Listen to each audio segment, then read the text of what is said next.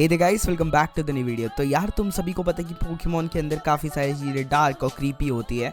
तो Pokemon company कभी भी इन चीज़ को इंटेंशनली नहीं करता है ये करने का, बट हाँ ऑब्वियसली पोकेमॉन का फैन बेस जो है वो दो डिफरेंट ग्रुप में डिवाइड हो रखा है। एक है यंग एज और एक ऐसा एज जो कि मतलब पोकेमॉन को देख के बड़ा हुआ है, और एक जो अभी देख रहे हैं। ठीक है, तो तुम समझ रहे हो there is a age gap, and Pokemon basically दोनों ही ऑडियंस को टारगेट करते हैं। इसलिए different regions and different games के अंदर तुम लोग को कुछ सर्टेन थिंग्स देखने मिलती है जो कि डार्क और क्रीपी होती है, जो कि बच्चों से हट के थोड़े मिड एज या फिर तुम कह सकते हो टीनेजर्स के लिए होती है, या फिर उन लोगों के लिए जो 1997 से पोकेमॉन देखते हुए आ रहे हैं। खैर, आज की इस वीडियो के अंदर मैं तुम्हें कुछ 2 या 3 डार्क थ्योरीज के बारे में बताने वाला हूँ, जो कि मैंने पर्सनली रिसर्च करके निकाली है कि मुझे क्या क्या अलग अलग जानने मिला था। क्योंकि ऑब्वियसली ये टॉपिक में तुम्हें काफ़ी सारे dark theory and fan theory तो सुनने मिली होंगी, बट हाँ देयर आर सम थ्योरीज जो कि काफ़ी फैंस मानते हैं। And let me know the comment box तुम्हें इन चीज़ों के बारे में क्या लगता है।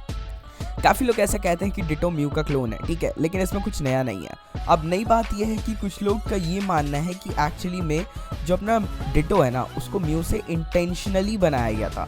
काफ़ी लोग ऐसा कहते हैं कि म्यू से गलती से डिटो बना है, यानी कि बनाना वो कुछ और चाहते थे, बन डिटो गया था, बट एक्चुअली में ऐसा नहीं था।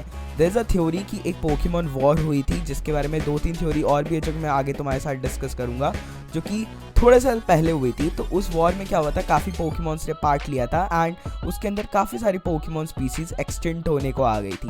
लाइक तुम सभी को पता है कि हमें काफ़ी सारे वॉर के बारे में जानने मिला है, इंक्लूडिंग कालोस रीजन में as well as Hoenn region में हमें काफ़ी सारे पोकेमॉन वॉर्स के बारे में जानने मिल चुका है। एंड इसी कारण जो वॉर बार बार छिड़ रही थी, पोकेमॉन की आबादी खत्म होते जा रही थी, तुम कह सकते हो एक्सटिंक्ट होते जा रही थी। तो देयर इज अ साइंटिस्ट जिसने म्यू की ये प्रॉपर्टी, तुम सभी को पता है कि म्यू जो है दूसरे पोकेमॉन के अंदर खुद को ट्रांसफॉर्म कर सकता है। सिमिलरली तो साइंटिस्ट ने म्यू का कॉपी बनाया था डिटो, और इसलिए बनाया गया था ताकि डिटो, तुम्हें पता ही है कि अलग अलग पोकेमॉन के अंदर खुद को ट्रांसफॉर्म करके बच्चे पैदा कर सकते हैं डिफरेंट पोकेमॉन के साथ। ये चीज़ तुम लोग पोकेमॉन गेम्स के अंदर भी देखते हो। तो एक्चुअली में डिटो को बनाया इसी पर्पस के लिए गया था कि वो प्रोक्रिएट कर सके अपने और स्पीसीज़ को बढ़ा सके, ताकि पोकेमॉन की जो स्पीसी है वो कम्प्लीटली ख़त्म ना हो। एक और डार्क थ्योरी है जो कि इससे ही रिलेटेड है, एंड मैं तुम्हारे साथ शेयर करना चाहता हूँ। तो यार ऐसे कहा जाता है कि पोकेमॉन जो ह्यूमन वर्ल्ड के अंदर है वो एक्चुअली पोकेमॉन ट्रेनर्स नहीं है, वो खुद भी एक पोकेमॉन है। जी हाँ, तुम्हें सुनने में अजीब लग रहा होगा, बट हाँ एक थ्योरी है, तो आफ्टर ऑल थ्योरी है, ठीक है, तो ज़्यादा दिमाग मत लगाओ, सुनते जाओ। तो होता ये है कि तुम सभी को पता है कि हमने रियल वर्ल्ड के अंदर भी ये सीन है जहाँ पे जानवर और इंसान हम लोगों ने बांटे हैं, बट इन शॉर्ट देखा जाए तो इंसान भी जानवर ही है, राइट? तुम लोग समझ रहे हो ना, होमोसेपियंस, होमोसेपियंस, ठीक है। तो सीन ये है कि एक्चुअली में जो ह्यूमंस तुम लोग को पोकेमॉन वर्ल्ड के अंदर देखने मिलता है वो पोकेमॉन ट्रेनर नहीं है, वो खुद एक पोकेमॉन है। बट हाँ, जिस तरीके से इंसान और जानवर अलग अलग तरीके से इवॉल्व किए, वैसे वहाँ की दुनिया में वो चीज़ें अलग अलग इवॉल्व हुई हैं। वैसे इसका एक प्रूफ तुम लोग को पोकेमॉन वर्ल्ड में ये भी देखने मिलता है कि कुछ समय पहले, हाँ तुम्हें कुछ समय पहले इंसान और पोकेमॉन की शादियाँ भी देखने मिलती थी, जो कि पोकेमॉन एनिमे के अंदर दिखाया गया है, जहाँ पे ह्यूमंस ने पोकेमॉन से भी मैरिज किया है, जो कि काफ़ी अजीब चीज़ है, ठीक है। अब मैं जो तुम लोग को नेक्स्ट थ्योरी बताने वाला हूँ ये थोड़ा सा हटके है, एंड ये स्पेशली पोकेमॉन गो फैंस के लिए। तुम सब ने यार पोकेमॉन को कभी ना कभी तो खेला ही होगा, तुम सभी को पता होगा कि उसके अंदर जो पोकेमॉन को इवॉल्व करना होता है उसके लिए तुम्हें अपनी कैंडीज़ यूज़ करनी पड़ती है, राइट? बट तुमने एक चीज़ गौर किया है, जब तुम अपना पोकेमॉन ट्रांसफॉर्म कर देते हो, प्रोफेसर ओक को भेज देते हो, तो उसके बाद तुम वो पोकेमॉन को कभी वापस नहीं ले सकते। पता है क्यों? क्योंकि इसके पीछे एक थ्योरी है, मैं तुम्हें बताता हूँ। आई नो ये गेम मैकेनिक्स है, बट हाँ भाई थ्योरी बनाने में क्या जाता है, तो सुनते जाओ ना। देयर इज़ अ पॉसिबिलिटी कि जो एक्चुअली में तुम लोग कैंडीज़ ऑब्टेन करते हो जब तुम अपने पोकेमॉन को प्रोफेसर ओक को भेजते हो, तो इन रिटर्न तुम्हें कुछ कैंडीज़ मिलती है, राइट?